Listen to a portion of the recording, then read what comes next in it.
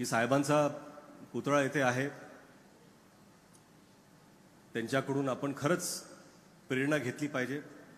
कार्य म्हणून तर घ्याच, परंतु विलासराव देशमुख एक व्यक्ती म्हणून तुम्ही प्रेरणा घ्यावी, एवढीच अपेक्षा करतो.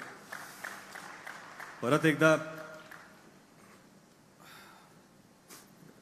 विलास सहकारी साखर कारखान्याचे खूप खूप आभार की त्यांनी एवढा चांगला कार्यक्रम आज इथे साजरा केला, आवर्जून सर्वांना बोलवलं. अमित भैया, तुमच्याकडून लातूरच्या तर खूप अपेक्षा आहेतच,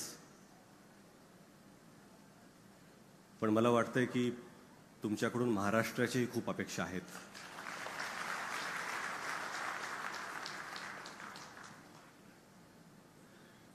आणि आता ती वेळ आलेली आहे की तुम्ही ते पाऊल घेतलं पाहिजे.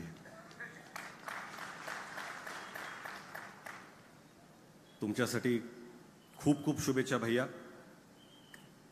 जय हिंद, जय महाराष्ट्र.